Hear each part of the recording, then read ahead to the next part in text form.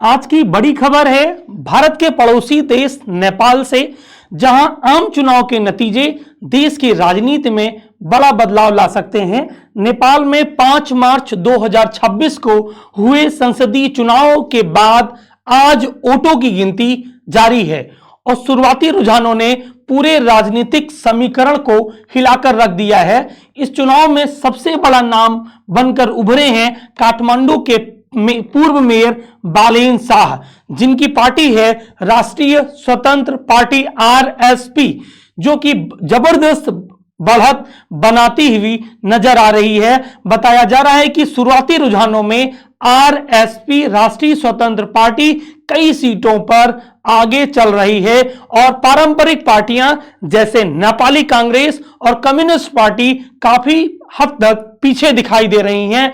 तो क्या है इस चुनाव की सबसे बड़ी कहानी, एक नजर इस पे डालते हैं। दरअसल यह चुनाव नेपाल में पिछले साल हुए जनजी आंदोलन के बाद पहला बड़ा चुनाव है।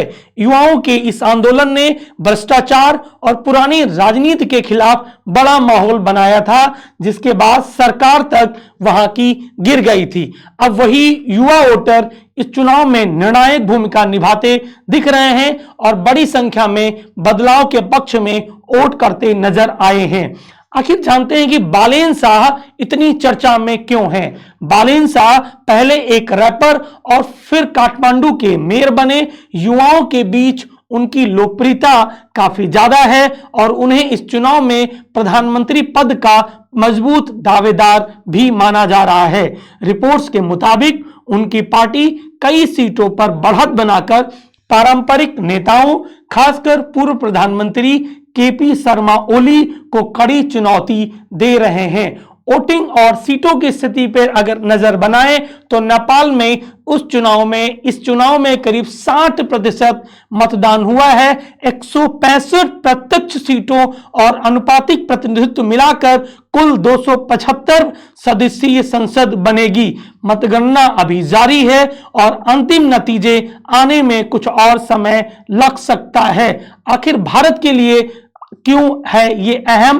तो नेपाल का यह चुनाव भारत के लिए भी महत्वपूर्ण माना जा रहा है, क्योंकि नई सरकार बनने के बाद भारत नेपाल संबंध, सीमा मुद्दे और क्षेत्रीय राजनीति पर भी असर पड़ सकता है।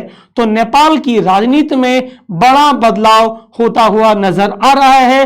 क्या बालेन शाह की नई रणनीति पुराने नेताओं को पूरी तरह पीछे छोड़ देगी, या इस सवाल का जवाब आने वाले कुछ ही घंटों में साफ हो जाएगा। फिलहाल नेपाल चुनाव से जुड़ी हर अपडेट के लिए जुड़े रहें इस लखनऊ, अ यूनिट ऑफ वेद लखनऊ के साथ। धन्यवाद।